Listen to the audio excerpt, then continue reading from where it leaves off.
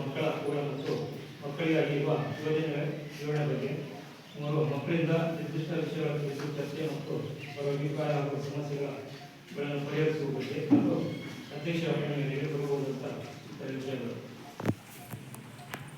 ಭಾಗವಹಿಸುವ ಹಕ್ಕು ಕುರಿತು 2. ಮಕ್ಕಳಿಗೆ ದೊರಕುವ ರೋಗ ನಿರೋಧಕ ಚುಚ್ಚುಮದ್ದು ಲಸಿಕೆಗಳು, ಪೌಷ್ಟಿಕ ಆಹಾರ, ಪೇಯ ಹಾಗೂ ಮಾತ್ರೆ, ಮಕ್ಕಳ ದೇಹದ ತೂಕ ಮತ್ತು ಎತ್ತರದ ಅಳತೆ ಮಾಡುವ ಪ್ರಾಮುಖ್ಯತೆ, ಸ್ಥಳೀಯ ಪ್ರಾಥಮಿಕ ಆರೋಗ್ಯ ಕೇಂದ್ರ, ಉಪಕೇಂದ್ರ ಮತ್ತು ಅಂಗನವಾಡಿ ಕೇಂದ್ರಗಳಿಗೆ ದೊರಕುವ ಸೇವೆಗಳ ಕುರಿತು ತಿಳಿಸಬೇಕು.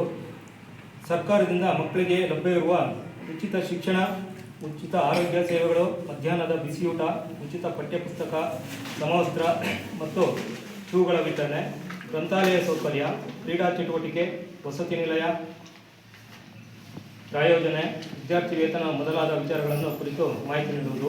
ನೆಕ್ಸ್ಟ್ ಬಾಲ್ಯ ವಿವಾಹ ನಿಷೇಧ ಕಾಯ್ದೆ, ಮಕ್ಕಳ ನ್ಯಾಯ ಕಾಯ್ದೆ, ಮಕ್ಕಳ ಪೋಷಣೆ ಮತ್ತು ರಕ್ಷಣೆ, ಮಕ್ಕಳ ಸಾಗಾಣಿಕೆ ನಿಷೇಧ ಕಾಯ್ದೆ, ಮಕ್ಕಳ ಮೇಲಿನ ಲೈಂಗಿಕ ದೌರ್ಜನ್ಯ ನಿಷೇಧ ಕಾಯ್ದೆ, ಮಕ್ಕಳು ಮತ್ತು ಕಿಶೋರಾವಸ್ಥೆಯ ಕಾರ್ಮಿಕ ನಿಷೇಧ ಮತ್ತು ನಿಯಂತ್ರಣ ಕಾಯ್ದೆ 2016ರ ತಿದ್ದುಪಡಿಯಂತೆ ಈತ ಪದ್ಧತಿ ನಿಷೇಧ ಕಾಯ್ದೆಗಳ ವಿಶೇಷ ಚೇತನರ ಹಕ್ಕುಗಳ ಅಧಿನಿಯಮದ ಬಗ್ಗೆ ಹಾಗೂ ಚೈಲ್ಡ್ ಲೈನ್ 1098/112 ಮಕ್ಕಳ ಸಹಾಯವಾಣಿ ಬಗ್ಗೆ ಅರಿವು ಮೂಡಿಸುವುದು. ಸ್ಥಳೀಯ ಪೊಲೀಸ್ ಠಾಣೆಯ ಪ್ರತಿನಿಧಿಗಳು ಆಗಿದ್ದು ತಮ್ಮಲ್ಲಿ ತೆರೆದ ಮನೆ ಓಪನ್ ಹೌಸ್ ಚೈಲ್ಡ್ ಲೈನ್ ನಡೆಸುವ ದಿನಾಂಕವನ್ನು ಮಾಹಿತಿಯನ್ನು ಹಂಚಿಕೊಳ್ಳಬೇಕು. ಹಾಗೂ ಮಕ್ಕಳ ಸಂರಕ್ಷಣಾ ಘಟಕದ ಸಿಬ್ಬಂದಿಯಿಂದ ಮಕ್ಕಳ ರಕ್ಷಣಾ ವಿಚಾರಗಳನ್ನು ವಿವರಿಸಬೇಕು. ಪ್ರಮುಖವಾಗಿ ವಿವಿಧ ಸಾಮಾಜಿಕ ಆರ್ಥಿಕ ಸಮಸ್ಯೆಗಳಿಂದ ಬಾಲ್ಯ ವಿವಾಹಗಳು ಜರುಗುತ್ತಿರುವ ಕುರಿತು ಹಾಗೂ ಮಕ್ಕಳ ಸಾಗಣೆ, ದುಡಿಮೆಗೆ ಮಕ್ಕಳನ್ನು ದೂಡುವುದರ ವಿರುದ್ಧ ಜನಜಾಗೃತಿ ಮತ್ತು ಮಕ್ಕಳಲ್ಲಿ ಜಾಗೃತಿ ಮೂಡಿಸುವ ಕುರಿತು ವಿಶೇಷ ಮಾಹಿತಿಗಳನ್ನು ಈ ಸಭೆಯಲ್ಲಿ ನೀಡುವಂಥದ್ದು.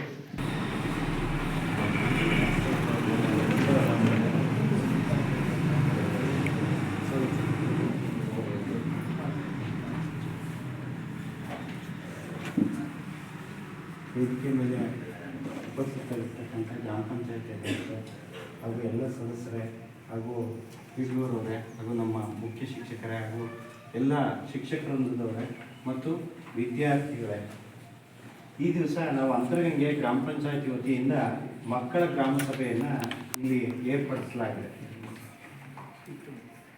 ಗ್ರಾಮ ಪಂಚಾಯತಿ ಅನ್ನೋದು ಸ್ಥಳೀಯ ಸಂಸ್ಥೆ. ನಮಗೆಲ್ಲ ನಾವು ಇದನ್ನು ಪಾಠಗಳಲ್ಲಿ ಅಭ್ಯಾಸ ಮಾಡ್ತೇವೆ. 1993ರಲ್ಲಿ ಸಂವಿಧಾನಕ್ಕೆ 73ನೇ ತಿದ್ದುಪಡಿ ಅಂತಂದು ಇಡೀ ಭಾರತದಾದ್ಯಂತ ಏಕರೂಪ ಪಂಚಾಯತ್ ರಾಜ್ ಸಂಸ್ಥೆಯನ್ನು ಸ್ಥಾಪಿಸಲಾಯಿತು. ಇದಕ್ಕೆ ಒಂದು ಸ್ವತಂತ್ರ ಸ್ಥಾನಮಾನವನ್ನು ನೀಡಲಾಯಿತು. ಇದಕ್ಕೆ ನಮಗೆ ಸಂವಿಧಾನಾತ್ಮಕ ಸ್ಥಾನಮಾನ ಇದೆ. ನಮ್ಮ ಅತ್ಯಂತ ಗ್ರಾಮೀಣ ಮಟ್ಟದಲ್ಲಿ ಗ್ರಾಮ ಪಂಚಾಯತಿ, ನಂತರ ತಾಲೂಕು ಮಟ್ಟದಲ್ಲಿ ತಾಲೂಕು ಪಂಚಾಯತಿ ಮತ್ತು ಮೇಲ್ಮಟ್ಟದಲ್ಲಿ ಜಿಲ್ಲಾ ಪಂಚಾಯತಿಗಳನ್ನು ಸ್ಥಾಪಿಸೋದಕ್ಕೆ ಈ ಕಾಯ್ದೆ ಅವಕಾಶ ಮಾಡಿಕೊಟ್ಟಿದೆ. ಅದರಡಿಯಲ್ಲಿ ನಾವು ನಮ್ಮ ಗ್ರಾಮಗಳ ಸಮಸ್ಯೆಗಳನ್ನು ಚರ್ಚೆ ಮಾಡೋಕ್ಕೆ ಮತ್ತು ಅವುಗಳನ್ನು ಅಲ್ಲೇ ಬಗೆಹರಿಸೋದಕ್ಕೆ ಈ ಗ್ರಾಮ ಪಂಚಾಯತಿಗಳು ಬಹಳಷ್ಟು ಸಹಾಯಕ ಆಗಿದ್ದಾವೆ. ನಾವು ಮುಖ್ಯವಾಗಿ ಹೇಳೋದಾದ್ರೆ ಈ ಗ್ರಾಮ ಪಂಚಾಯತಿಯಲ್ಲಿ ಗ್ರಾಮ ಸಭೆ ಬರುತ್ತೆ. ಇಲ್ಲಿ ವಿಶೇಷವಾಗಿ ಮಕ್ಕಳ ಗ್ರಾಮ ಸಭೆ ಅಂತ ಒಂದು ಎಂಡಿಂಗ್ ಕೊಡಲಾಗಿದೆ. ಇದರಲ್ಲದೆ ಗ್ರಾಮ ಪಂಚಾಯತಿಗಳ ಅಡಿಯಲ್ಲಿ ಗ್ರಾಮ ಸಭೆಯನ್ನು ಏರ್ಪಡಿಸಲಾಗಿದೆ. ಅದಕ್ಕೆ ಸದಸ್ಯರು ಯಾರಪ್ಪ ಅಂದರೆ ಆ ಗ್ರಾಮ ಪಂಚಾಯತಿ ವ್ಯಾಪ್ತಿಯಲ್ಲಿ ಬರ್ತಕ್ಕಂಥ ಯಾರು 18 ವರ್ಷ ಮೇಲ್ಪಟ್ಟ ವಯಸ್ಕರು ಇರ್ತಾರೆ ಅವರೆಲ್ಲ, ಅವರು ಗಂಟೆಯಲ್ಲಿ ಹಿಂದಿರಲಿ, ಅವರೆಲ್ಲರೂ ಅದರ ಒಂದು ಸದಸ್ಯರಾಗಿ ಕಂಡು ಬರ್ತಾರೆ. ಅದನ್ನು ತಿಂಗಳಿಗೊಮ್ಮೆ ಅಥವಾ 6 ತಿಂಗಳಿಗೊಮ್ಮೆ ಒಂದೊಂದು ವಾರ್ಡ್ನಲ್ಲಿ ಸಭೆಗಳನ್ನು ಏರ್ಪಡಿಸಿ ಅಲ್ಲಿ ಜನರ ಸಮಸ್ಯೆಗಳನ್ನು ಚರ್ಚೆ ಮಾಡೋದು, ಜೊತೆಗೆ ಅವರಿಗೆ ಕೊಡಬೇಕಾದಂಥ ಸೌಲಭ್ಯಗಳ ಬಗ್ಗೆ ಚರ್ಚೆ ನಡೆಯುತ್ತೆ. ಜೊತೆಗೆ ಸರ್ಕಾರದಿಂದ ಅನೇಕ ಯೋಜನೆಗಳು ಬರ್ತಾವೆ. ಆ ಯೋಜನೆಗಳಿಗೆ ಫಲಾನುಭವಿಗಳನ್ನು ಆಯ್ಕೆ ಮಾಡ್ತಕ್ಕಂಥ ಕೆಲಸವನ್ನ ಈ ಗ್ರಾಮ ಸಭೆ ಮೇಲ್ಮಟ್ಟದಲ್ಲಿ ಇಟ್ ಮೀನ್ಸ್ ಗ್ರಾಮ ಪಂಚಾಯತಿ ಅಡಿಯಲ್ಲಿ ಅವಕಾಶ ಮಾಡಿಕೊಡ್ಬೇಕು ಅನ್ನೋ ಉದ್ದೇಶದಿಂದ ನಮ್ಮ ಸರ್ಕಾರ, ನಮ್ಮ ಇಲಾಖೆ ಮತ್ತು ಪಂಚಾಯತ್ ರಾಜ್ ಇಲಾಖೆ ಇವರೆಲ್ಲ ಒಟ್ಟಿಗೆ ಸೇರ್ಕೊಂಡು ಮಕ್ಕಳ ಗ್ರಾಮ ಸಭೆ ನಡೆಸಬೇಕು ಅನ್ನೋ ಒಂದು ತೀರ್ಮಾನವನ್ನು ಮಾಡಿ ಈ ಸಭೆಯನ್ನು ಏರ್ಪಡಿಸಲಾಗಿದೆ. ಇಲ್ಲಿ ನಾವು ಸರ್ ಹೇಳಿದ್ರೀಗ ಮಕ್ಕಳ ಹಕ್ಕುಗಳಿದಾವೆ. ಮಕ್ಕಳಿಗೆ ಅವರು ಶಿಕ್ಷಣದ ಹಕ್ಕಿದೆ, ಮನರಂಜನೆ ಹಕ್ಕಿದೆ, ವಿರಾಮದ ಹಕ್ಕಿದೆ, ಆಟವಾಡುವ ಹಕ್ಕಿದೆ, ಈ ತರದ ಅನೇಕ ಹಕ್ಕುಗಳಿದಾವೆ. ಅವುಗಳನ್ನ ನಾವು ಕಲ್ಪಿಸಿಕೊಡ್ತಾ ಅವರಿಗೆ ಶಿಕ್ಷಣವನ್ನು ಕೊಡಬೇಕು ಮತ್ತು ಅವರ ಯಾವ್ದಾದ್ರು ಸಮಸ್ಯೆಗಳಿದ್ರೆ ಅವುಗಳನ್ನ ನಾವು ಚರ್ಚೆ ಮಾಡಬೇಕು ಮತ್ತು ಅವುಗಳಿಗೆ ಪರಿಹಾರ ಕಂಡುಕೊಳ್ಬೇಕು ಅನ್ನೋ ಉದ್ದೇಶದಿಂದ ಈ ಗ್ರಾಮ ಸಭೆಯನ್ನು ಏರ್ಪಡಿಸಲಾಗಿದೆ. ಅದರಲ್ಲೂ ಸರ್ಕಾರದ ವತಿಯಿಂದ ಅನೇಕ ಕಾರ್ಯಕ್ರಮಗಳು ನಮಗಿದಾವೆ. ಬಿಸಿ ಊಟ ಇದೆ, ಉಚಿತ ಸಮವಸ್ತ್ರ ವಿತರಣೆ ಕಾರ್ಯಕ್ರಮ ಇದೆ, ಶೂ ಮತ್ತೆ ಸಾಕ್ಸ್ಗಳಿದ್ದಾವೆ ಮತ್ತು ವಿದ್ಯಾರ್ಥಿ ವೇತನ ಇದೆ. ನಮಗೆ ಅನೇಕ ಸೌಲಭ್ಯಗಳನ್ನ ಸರ್ಕಾರ ಕೊಡ್ತಾ ಇದೆ. ಅದಕ್ಕೆ ಒಂದು ಮೇಲುಸ್ತುವಾರಿಯಾಗಿ ನಮ್ಮ ಗ್ರಾಮ ಪಂಚಾಯತಿಯಲ್ಲಿ ಒಂದು ಶಿಕ್ಷಣ ಆರೋಗ್ಯ ಮತ್ತು ಸ್ಥಾಯಿ ಸಮಿತಿ ಅಂತಲೂ ಸಹ ಇರುತ್ತೆ. ಅವರು ಸಹ ನಮ್ಮೆಲ್ಲರನ್ನ ಮೇಲ್ವಿಚಾರಣೆ ಮಾಡ್ತಾರೆ. ಆ ಒಂದು ದೃಷ್ಟಿಯಿಂದ ಇದೊಂದು ಮಹತ್ವದ ಕಾರ್ಯಕ್ರಮ ಆಗಿದೆ.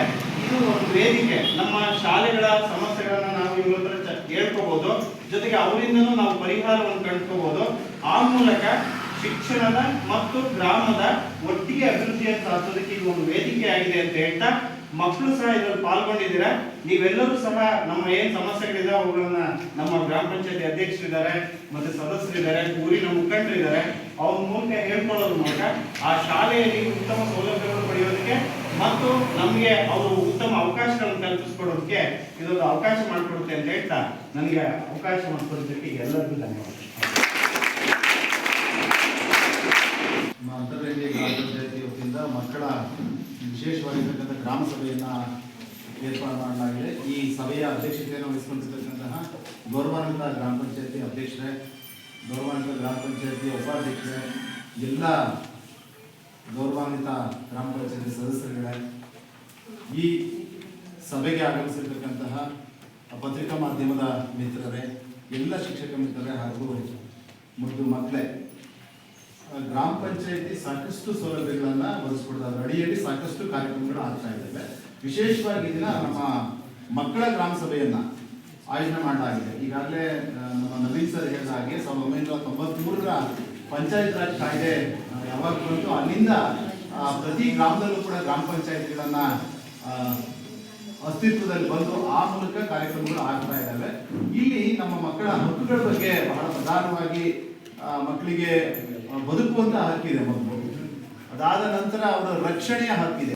ಈ 4 ಹಕ್ಕುಗಳಲ್ಲಿ ಏನಾದರೂ ಮಟ್ಟುಗಳಾದ್ರೆ ಅಂದ್ರೆ ಮಕ್ಕಳ ಹಕ್ಕುಗಳಿಗೆ ಚ್ಯುತಿ ಬಂತು ಅಂದ್ರೆ ಅದರ ಯಾರು ಅನುಷ್ಠಾನಾಧಿಕಾರಿಗಳಿದ್ದಾರೆ ನಾವು ಕೂಡಲೇ ಜಾಗೃತರಾಗಬೇಕು ಅಂತ ಹೇಳ್ಕೊಂಡು ಸರ್ಕಾರ ಸಾಕಷ್ಟು ಯೋಜನೆಗಳನ್ನ ಜಾರಿ ತರಲಾಗ್ತಾ ಇದೆ. ಆ ಸಂವಿಧಾನದ ಅಡಿಯಲ್ಲಿ ಇವತ್ತು ನಾವು ಎಲ್ಲರೂ ಕೂಡ 18 ಮಗು ಅಂತ ಹೇಳಿದ್ರೆ 18 ವರ್ಷ ಒಳಗಿರ್ತಕ್ಕಂತಹ ಎಲ್ಲಾ ಮಕ್ಕಳು, ಅದು ಬಾಲಕ ಬಾಲಕಿಯರಾಗಿರ್ಬೋದು ಅಥವಾ ಥರ್ಡ್ ಜೆಂಡರ್ ಆಗಿರ್ಬೋದು, ಯಾವುದೇ ಮಗು ಹುಟ್ಟಿನಿಂದ ಹಿಡಿದು 18 ವರ್ಷ ಒಳಗಿರ್ತಕ್ಕಂತಹ ಎಲ್ಲರನ್ನು ಕೂಡ ಮಕ್ಕಳು ಅಂತ ಹೇಳಿ ಭಾವಿಸಲಾಗಿದೆ. ಹಾಗಾಗಿ ಆ ಮಕ್ಕಳಿಗೆ ವಿಕಾಸ ಹೊಂದುವಂತಹ ಹಕ್ಕಿನ ಸಂದರ್ಭದಲ್ಲಿ ಅವರು ಪ್ರಾಥಮಿಕ ಹಂತದಲ್ಲಿ ಪೂರ್ವ ಪ್ರಾಥಮಿಕ ಶಾಲೆಗಳನ್ನು ಕೂಡ ಈಗ ತೆರಲಾಗಿದೆ. ನಮ್ಮ ಅಂತರಗಂಗೆ ಶಾಲೆಯಲ್ಲಿ KPS ಇಡೀ ಭದ್ರಾವತಿ ತಾಲೂಕಿನಲ್ಲಿ ಇರ್ತಕ್ಕಂಥ ಏಕೈಕ ಶಾಲೆ ಇದೆ KPS ಶಾಲೆ. ಇಲ್ಲಿ LKG UKG ಕೂಡ ತರಗತಿಗಳು ಆರಂಭ ಆಗಿದ್ದಾವೆ. ಈ LKG UKG ಆರಂಭ ಆದಾಗ ಅವರಿಗೆ ಅಲ್ಲಿ ಸಿಗ್ತಕ್ಕಂಥ ಸೌಲಭ್ಯಗಳು ಏನಿದ್ದಾವೆ, ಆರಂಭದ ದಿನಗಳು ನಮ್ಮ ಕಾನ್ವೆಂಟ್ಗೆ ಹೋಗ್ತಾ ಇದ್ದ ಮಕ್ಕಳುಗಳು ಅದ್ರ ಬದಲಾಗಿ ಇವತ್ತು ಸರ್ಕಾರವೇ ಏನ್ ಮಾಡಿದ್ರೆ ಈಗ ಮೊನ್ನೆ ಒಂದು ಆದೇಶವನ್ನು ಕೂಡ ಹೊರಡಿಸಿದೆ. ನಮ್ಮ ಕರ್ನಾಟಕದಲ್ಲಿ ಸುಮಾರು 500 KPS ಶಾಲೆಗಳನ್ನ ತೆರಿತಾ ಇದ್ದೇವೆ ಅಂತ ಹೇಳಿ. ಅಂದ್ರೆ ಮಕ್ಕಳಿಗೆ ಕಾನ್ವೆಂಟಿಗೆ ಅಥವಾ ಯಾವುದೋ ಪ್ರೈವೇಟ್ ಶಾಲೆಗಳಿಗೆ ಹೋಗಿ ಅಲ್ಲಿ ವಿದ್ಯಾಭ್ಯಾಸ ಮಾಡಲಿಕ್ಕೆ ನಮ್ಮ ಬಡತನದಲ್ಲಿರ್ತಕ್ಕಂಥ ಮಕ್ಕಳಿಗೆ ಕಲಿಯಲಿಕ್ಕೆ ಕಷ್ಟ ಆಗ್ತದೆ. ಹಾಗಾಗಿ ಸರ್ಕಾರವೇ ನೇರವಾಗಿ ಆ ಜವಾಬ್ದಾರಿಯನ್ನು ತೆಗೆದುಕೊಂಡು ಪ್ರತಿ ಗ್ರಾಮ ಪಂಚಾಯತಿ ವ್ಯಾಪ್ತಿಯಲ್ಲಿ ಬರ್ತಕ್ಕಂಥ ಹಳ್ಳಿಗಳನ್ನ ನೋಡಿಕೊಂಡು ಸುಮಾರು 500 ಶಾಲೆಗಳನ್ನ ಈಗ ತೆರೀತಾ ಇದೆ. ಹಂತವಾಗಿ ನಾವು ಕರ್ನಾಟಕದಾದ್ಯಂತ KPS ಶಾಲೆಗಳನ್ನು ತೆರೀಬೇಕು ಅನ್ನುವಂತ ಆಲೋಚನೆ ಇದೆ. ಅಂದ್ರೆ ಆ KPS ಶಾಲೆಗಳನ್ನು ತೆರೆದ್ರೆ ಅಲ್ಲಿ ಮೂಲಭೂತ ಸೌಕರ್ಯಗಳಿಂದ ಇಟ್ಕೊಂಡು ಅಲ್ಲಿ ಸಿಗ್ತಕ್ಕಂಥ ಸೌಲಭ್ಯಗಳು ಎಲ್ಲವನ್ನೂ ಕೂಡ ಏನ್ ಪ್ರೈವೇಟ್ ಶಾಲೆಗಳಲ್ಲಿ ಏನ್ ಸಿಗ್ತದೆ ಆ ಎಲ್ಲಾ ಸೌಲಭ್ಯಗಳು ನಮ್ಮ ಸರ್ಕಾರಿ ಶಾಲೆಗಳಲ್ಲೂ ಕೂಡ ಸಿಗುವಂತಹ ವ್ಯವಸ್ಥೆಯನ್ನು ಮಾಡಲಾಗಿದೆ. ಪ್ರೈವೇಟ್ ಶಾಲೆಗಳಿಗಿಂತ ನಮ್ಮ ಮಕ್ಕಳು ಗೌರ್ಮೆಂಟ್ ಶಾಲೆಗೆ ಹೋಗ್ತಕ್ಕಂಥ ಮಕ್ಕಳು ಯಾವುದೂ ಕಡಿಮೆ ಇರಬಾರದು ಅನ್ನುವಂಥದ್ದು. ಹಾಗಾಗಿ ಒಂದು ಉಚಿತ ಊಟದ ವ್ಯವಸ್ಥೆ ಇದೆ. ನಮ್ಮ ಬಹಳ ವರ್ಷಗಳೇ ಅದು ಉಚಿತ ಊಟದ ವ್ಯವಸ್ಥೆ ಇದೆ. ಜೊತೆಗೆ ನಮಗೆ ವಾರದಲ್ಲಿ 2 ದಿನ ಮಾತ್ರ ಮೊಟ್ಟೆಯನ್ನು ಕೊಡ್ತಾ ಇದ್ರು. ಈಗ ಅಜಿತ್ ಪ್ರೇಮ್ಜಿ ಅವರ ಒಂದು ಫೌಂಡೇಶನ್ ಅಡಿಯಲ್ಲಿ ವಾರದ 6 ದಿನಗಳು ಕೂಡ ಮೊಟ್ಟೆಯನ್ನು ತಿನ್ನಲಿಕ್ಕೆ ಅಥವಾ ಮೊಟ್ಟೆಯನ್ನು ತಿನ್ನಲಿಕ್ಕೆ ಯಾವ ಮಕ್ಕಳು ಆಗುದಿಲ್ಲ ಅಂತ ಹೇಳ್ತಾರೆ ಅವರಿಗೆ ಚಿಕ್ಕಿಯನ್ನ ಅಥವಾ ಬಾಳೆಹಣ್ಣನ್ನು ಕೊಡ್ತಕ್ಕಂಥ ವ್ಯವಸ್ಥೆಯನ್ನ ಸರ್ಕಾರ ಕಲ್ಪಿಸಿಕೊಡಲಾಗಿದೆ. ಅಂದ್ರೆ ಬಡತನದಲ್ಲಿ ಇರ್ತಕ್ಕಂಥ ಮಕ್ಕಳು ಅಪೌಷ್ಟಿಕತೆಯಿಂದ ನಡೀತಾ ಇರ್ತಕ್ಕಂಥ ಸರ್ಕಾರ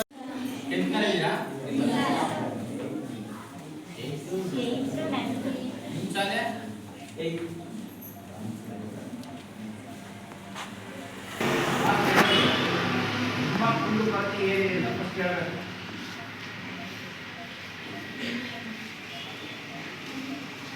ನಿಮ್ಗೆ ಏನ್ ಸಮಸ್ಯೆ ಆಗ್ತಾರಪ್ಪ?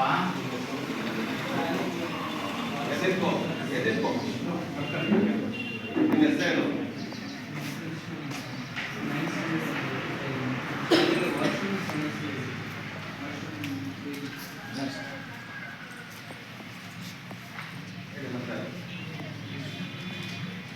ಇಲ್ಲಿ ಮಾಸ್ಟರ್ ಇದ್ದಾರೆ ಅಂತ ಟೀಚರ್ಸ್ ಇದ್ದಾರೆ ಅಂತ ಹಿಂದೆ ಮುಂದೆ ಮಾಡೋದು ಬೇಡ. ನಿಮ್ಮ ಸಮಸ್ಯೆಗೋಸ್ಕರನೇ ಮದುವೆ ಮಾಡೋದು ಗೊತ್ತಾಗಿದೆಯಲ್ಲ. ಎಲ್ಲ ಮಕ್ಕಳನ್ನ ಸೇರಿಸ್ಕೊಂಡೆ ಮಾಡಬೇಕು.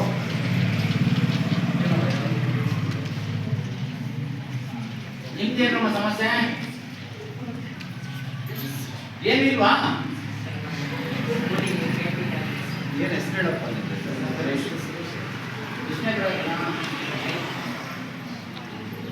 ಬಣ್ಣ ಹೊಡಿಬೇಕು.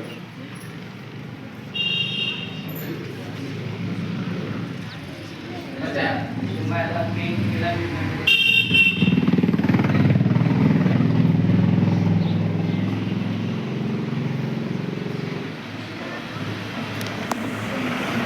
ಸಮತಟ್ಟವಾದ ಒಂದು ಫೀಲ್ಡ್ ಇಲ್ಲ. ಆ ಫೀಲ್ಡ್ ನಮಗೆ ಬೇಕು. ನಾವು ಸ್ಪೋರ್ಟ್ಸ್ ಆಡಬೇಕಂದ್ರೆ ಒಂದು ಸಮತಟ್ಟವಾದ ನೆಲ ಬೇಕು. ಅದನ್ನು ನಾವು ಹೋದ ಸತಿ ಬಂದಾಗ ಹೇಳಿದ್ವಿ, ಒಂದು ರಂಗಮಂದಿರ ಬೇಕಂತ.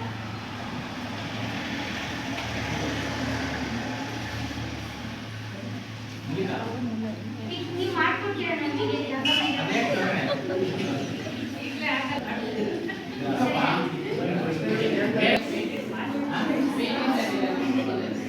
ಎಷ್ಟು ಹೇಳೋದು ದೂರಾಗಿ ಕರೆಕ್ಟ್ ಯಾವ್ದು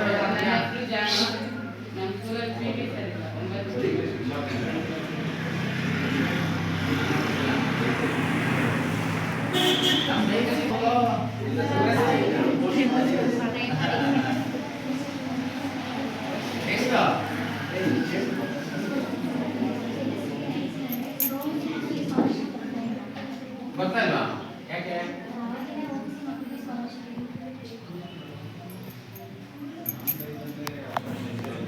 ಅಲ್ಲ ಯಾಕೆ ಗೊತ್ತಲ್ವಾ?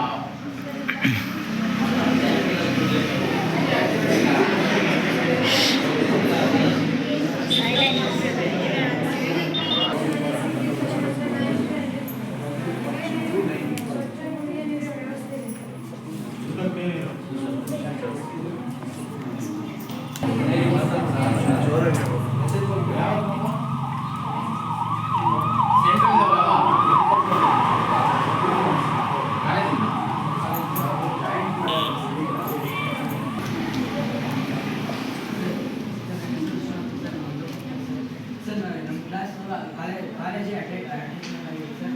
ಅದರಿಂದ ಬೋರ್ಡು ಎಷ್ಟು ಜಾಸ್ತಿ ಆಗ್ತಿದೆ ಸರ್. ಎಷ್ಟು ರಜೆ ಆಗ್ತಿದೆ ಸರ್. ಅದಕ್ಕೆ ಬೋರ್ಡ್ ಇಲ್ಲ ಸರ್ ನಮಗೆ ಸರ್.